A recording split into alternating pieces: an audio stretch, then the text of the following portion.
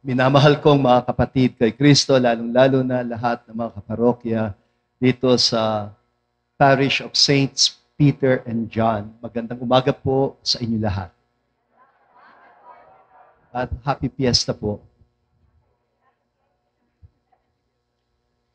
Maraming salamat sa inyong mga panalangin at ako'y nakabalik ng Tiwasay kagabi ng hating gabi mula sa Rome. At kagagaling po sa isang meeting ng Synod Council.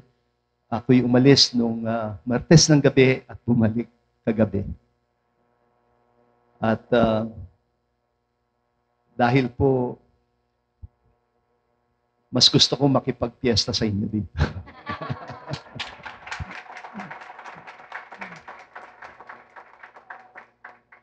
Piesta din po sa Rome kasi ito ang isa sa mga pinaka-importanting kapistahan ng Universal Church, Catholic Church, ang Feast of Saints Peter and Paul.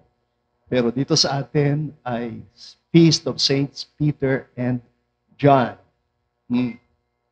Papaliwanag ko ng kaunti mamaya bakit dito piniling Saints Peter and John instead of Saints Peter and Paul. Alam niyo po, nung kami nagmi-meeting, may isang kapatid na kardinal. Tinanong niya ako, ang sabi niya, I know you to be Pablo Virgilio David, but I keep hearing people calling you Ambo. What is your real name? Sa ating mga Pilipino, malinaw ang pagkakaiba ng pangalan sa palayaw. Sa ibang mga bansa, wala palang palayaw. Kung ano yung pangalan, yun na siya. Pero alam nyo ba na sa Ebanghelyo, may ebidensya tayo na kahit ang mga Hudyo nung kapanahunan ni Jesus ay may mga palayaw din. At isa sa mga mahilig magbigay ng palayaw sa mga alagad ay walang iba kundi ang Panginoong Hesukristo mismo. Yung magkapatid na magkapatid na Santiago at Juan ay pinalayawan ng Panginoon ng mga anak ng kulog, the sons of thunder. At si Simon, na anak ni Juan, ay pinangalanan o binigyan ng palayaw ng Panginoon na Pedro. At narinig natin sa ating pagbasa sa Ebanghelyo sa araw na ito. Sinabi ng Panginoon kay Simon, ikaw ay Pedro. Anong ibig sabihin ng Pedro? Bato. Ikaw ay bato. At sa ibabaw ng batong ito ay itatayo ko ang aking simbahan. Ang pinagtataka ko sa pangungusap ng Panginoon ay kung bakit hindi na lang niya sinabing ikaw ay Pedro at sa ibabaw mo ay itatayo ko ang aking simbahan. Mukhang mayroong pagkakaiba yung unang Pedro sa pangalawang Pedro. Ikaw ay Pedro at sa ibabaw ng Pedrong ito. Ikaw ay bato at sa ibabaw ng batong ito. Itatayo ko ang aking simbahan. Ibig sabihin, ito ang magiging pundasyon. Hindi si Simon ang pundasyon. So, ang aking pagninilay ngayon ay nakatutok dun sa tanong na yon. Ano ang pundasyon? Tandaan natin, nagsimula ito sa isang pahayag ni Simon. Ano yung pahayag niya tungkol kay Jesus? Nang itanong ni Jesus, sino ako para sa inyo? Ang pahayag niya ay, ikaw ang Kristo, ang buhay na anak ng Diyos. Nagpahayag siya ng pananampalataya.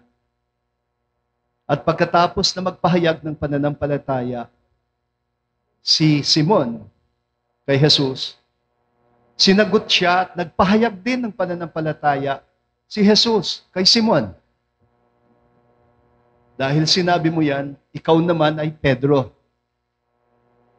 At sa ibabaw ng batong ito, itatayo ko ang aking simbahan. Yun ang pahayag ng pananampalataya ng Panginoon kay Simon. Na siya ay magiging instrumento ng pagpapatatag ng simbahan dahil sa kanyang pagpapahayag ng pananampalataya kay Jesus bilang Kristo. Ibig sabihin, tayo din, kung ibig nating maging matatag, at kung ibig nating humarap sa mga pagsubok sa buhay, nataglay yung katatagan na kaloob ni Kristo, importanteng matuklasan natin ang misteryong ito.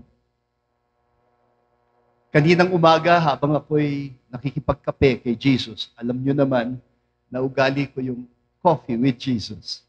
Yun ang aking morning prayer. Natutok ang aking reflection sa isang kwento sa Acts of the Apostles chapter 3. At ito'y yung tungkol sa pagpapagaling sa pulubing nandoon at nagpapalimos sa templo ng Jerusalem. Sinabi daw ni Pedro sa pulubi, tumingin ka sa amin. Tumingin ka sa amin. Wala akong ginto o pilak na may bibigay sa iyo. Pero ibibigay ko ang meron ako. Sa ngalan ni Hesukristo, ang Nazareno, tumindig ka at lumakad. At noon mismo'y tumindig at lumakad ang paralitiko. Pero ang tinanong ko kanina sa aking reflection ay ganito. Bakit sinabi ni Pedro, tumingin ka sa amin? At hindi niya sinabing, tumingin ka sa akin. Siya yung nagsasalita. Sino ba ang kasama niya nung sandaling yon? Alam niyo ba kung sino?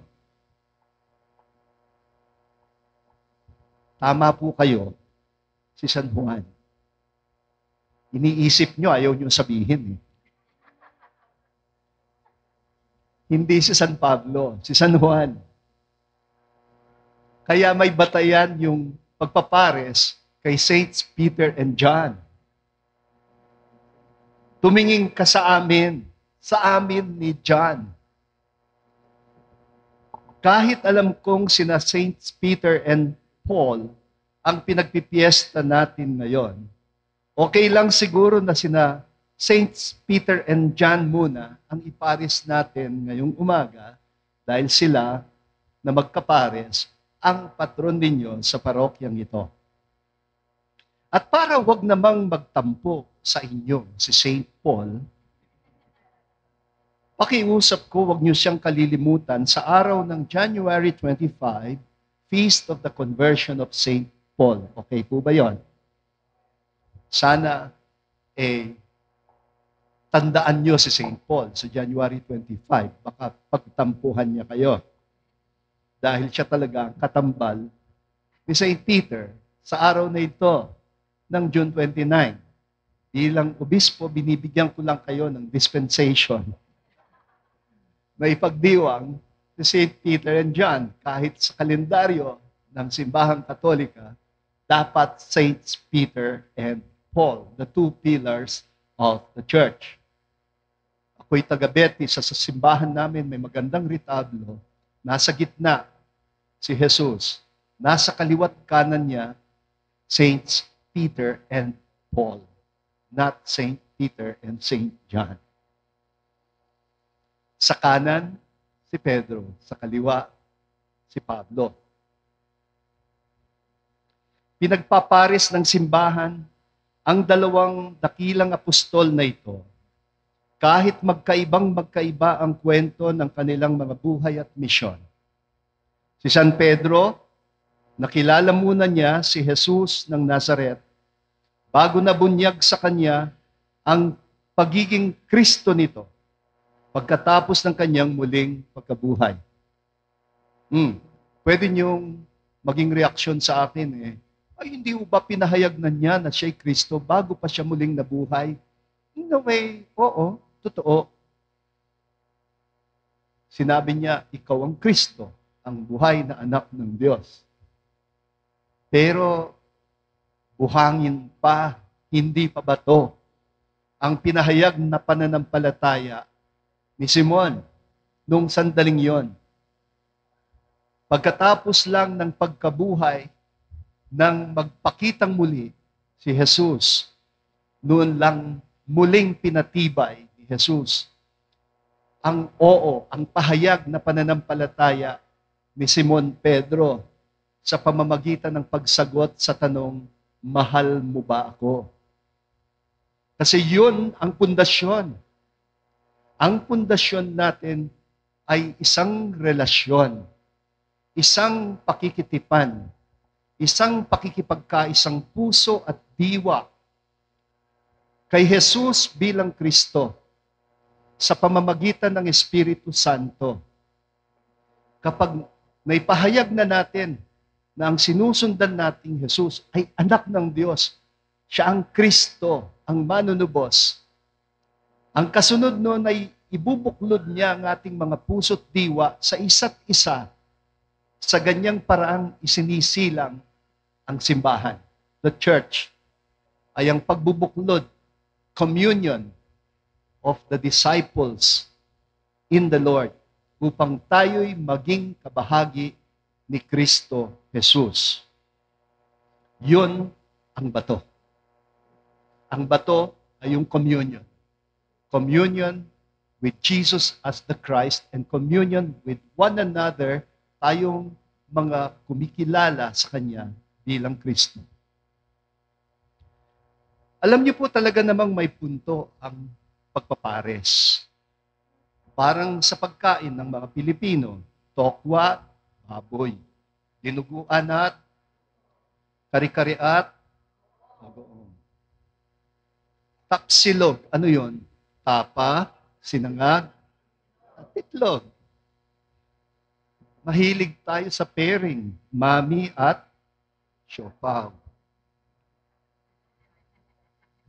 Ano ba yung binanggit niyo? Parang siomay yung sinabi ng iba. Pero talagang mahilig tayo sa pares-pares. Kapag sina San Pedro at San Pablo naman ang pinagparis natin, o sa si San Pedro at San Juan ang pinagparis natin, iba ang pinupunto natin. Alam natin ang punto ng pagpaparis ni Saints Peter and Paul. Kasi Saint Peter, tagapagpatatag ad intra, the inward stability of the church. Pero si Saint Paul ay tagatulak patungo sa labas para magmisyon sa buong mundo. Dahil ang kaligtasan ay hindi lang para sa mga Hudyo, kundi para sa todos. Ika nga ni Yumaong Papa Francisco. Para sa lahat. Hindi tayo dapat makontento kapag tayo lang. May misyon tayo. Kaya pinatatatag ang ating pananampalataya at pagbubuklod ay upang matuto tayong makilakbay sa buong sandaigdigan. Yun ang misyon. Pero kapag pinagtatambal si St. Peter and John, ang pinupunto natin, si San Pedro ang panganay at si San Juan ang bunso. Ang tawag natin dito ay mentoring ng nakatatanda sa nakababata. Marami hong eksena sa mga ebanghelyo na sila'y magkasama. Lalo na sa muling pagkabuhay. Natatandaan ninyo ang takbo ng dalawa. Mabagal na takbo ni San Pedro dahil guilty siya kaya mabagal. Hindi siya excited na makita ang Panginoon na dininay niya. Ang mas mabilis ang takbo, si St. John. Pero pagdating niya sa bukana ng libingan, huminto siya. Bakit? Hinintay niya muna si Pedro. Pinauna niya ang nakatatanda. At pagpasok nito, paglabas, nagugulumihanan at nagdududa kung anong nangyayari. Ngunit si San Juan, malinaw na sa kanya kung anong nangyayari. Pero nanatili pa rin magkasama. At siyempre, nakita natin ang kwento ni San Lucas sa gawa ng mga apostol. Magkasama ang matanda at bata. At doon sa kwentong pinagnilayan ko kaninang umaga, tungkol sa pagpapagaling ng paralitiko, parang napasubo si St. Peter sa kwento. Kasi sila'y pumasok sa templo upang sumamba. Pero nadaanan nila ang isang pulubing paralitiko. Ayaw ni Simon o ni Pedro na dedmahin itong pulubi. Tumingin siya sa pulubi. Kaya nabuhayan ng loob ang pulubi. Ano bang hinihingi ng pulubi sa kanya? Limos. At itong si Pedro, dumukot siya sa bulsa. Wala siyang dala. Naranasan niyo na ba yung may nagpapalimos sa inyo, tapos dumukot kayo, wala naman pala kayong dudukutin? Kaya tumingin siya kay John. Baka sakali si John may dala. Wala din siyang dala. Dapat sana ang sagot ni Peter sa pulubi, patatawarin po. Pero may kumislap sa isip ni Pedro. Dahil hindi totoong wala siyang may bibigay. Naging sandali yon para bigkasin ni Pedro habang kasama si John kung ano ang tunay na kayamanan na pwedeng ibahagi ng mga alagad kapag tayo'y nagkakabuklod sa ngalan ni Jesus. Wala tayong lakas kapag nag-iisa lang tayo. Importanteng makibuklod sa kapwa alagad. Hindi ba yun sinabi ni Jesus sa Mateo 11, where 2 or 3 of you are gathered together in my name, there I am in the midst of you. Ngayon ho, hindi lang tayo 2 or 3. Marami tayo dito. Nagkakabuklod ng puso't diwa sa ngalan ni Jesus. Mahalagang matuklasan natin ang kapangyarihan ng pagkakabuklod na ito ng puso't diwa kay Jesus at sa isa't isa upang tayo'y maging bato, maging matatag na pundasyon ng pagiging Kristo. Dahil tayo'y tinawag na maging Kristiyano, kay Kristo tayo din ay nahihirang na makiisa sa buhay at misyon ng anak ng Diyos. Kay Kristo tayo rin nagiging mga anak ng Diyos. Kaya narito siya. May taglay na lakas at kapangyarihan dahil sa Espiritu Santong pinagkaloob niya bilang regalo sa Pentecostes sa mga alagad magpahanggang ngayon. Tayo ay tumanggap ng iisang regalo ng binyag. At ang regalo ng binyag ay ang Espiritu Santo. Ang Espiritong magbubuklod sa atin kay Jesus upang makilala siya bilang Kristo. Ang Espiritu Santo rin ang magbubuklod sa atin sa isa't isa upang sa pagsasamahan natin ay maging buhay at magpatuloy si Kristo mismo sa kanyang pagtupad sa kanyang misyon. Kaya nasabi ni Pedro, wala man akong ginto at pilak sa bulsa, pero ibibigay ko sa iyo ang may bibigay ko sa iyo. At alam ko, yung iba sa inyo, may ginto't pilak sa bulsa. Pero marami sa atin, nakarampot lang. Huwag tayong mabahala. Kahit wala tayong madukot. Kapag tumingin tayo sa mga naghihikahos, huwag nating sasabihin, wala akong may bibigay. May bibigay siya na higit pa sa hinihinging limos ng pulubing paralitiko. Barya lang ang hinihingi ng paralitiko. Ngunit, Natuklasan ni Simon Pedro noong sandaling yon nang sabihin niyang tumingin ka sa amin, sa nagbubuklod sa amin bilang mga alagad. Tumingin ka doon dahil naroon si Kristo. May bibigay siya na higit pa sa hinihingi nung nagpapalimos. Ano yung kaya nating ibigay?